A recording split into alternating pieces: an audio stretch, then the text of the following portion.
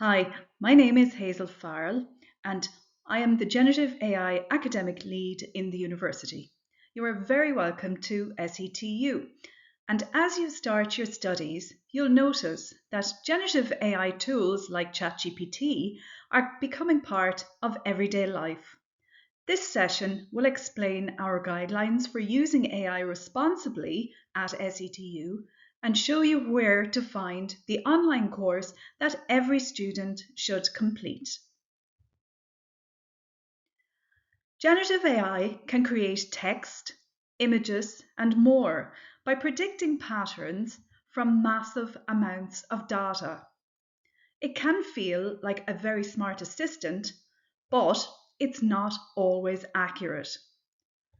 In addition to dedicated AI platforms such as ChatGPT, AI has also become increasingly embedded in tools and apps we use every day, for example, Microsoft Copilot.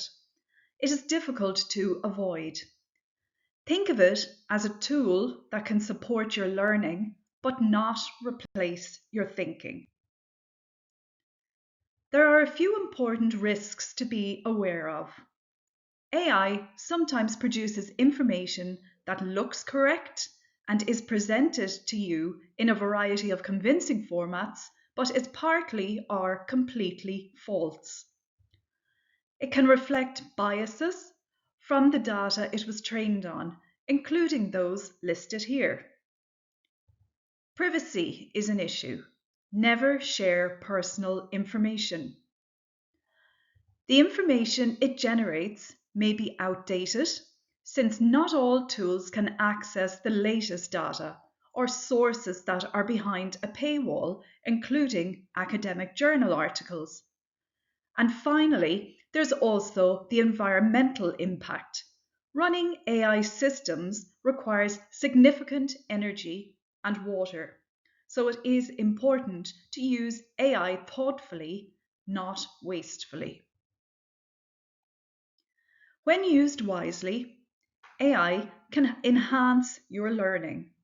For example, you can ask it to explain tricky concepts, summarize large volumes of information, or suggest study techniques.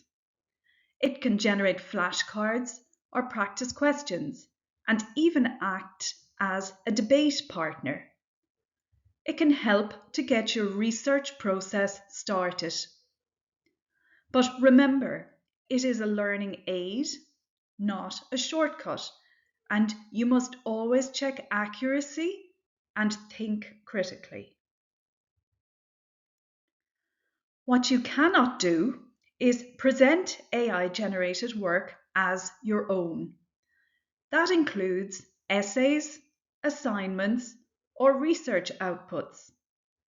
Failing to declare your AI use or using it when your lecturer hasn't approved it counts as academic misconduct, the same as plagiarism, and there are consequences for this. The key principle is your work must be your own, with AI as a helper and not a replacement. When you use AI, you must be transparent. Your lecturer may ask you to reference the tool, provide the prompts you've used, or complete a declaration form.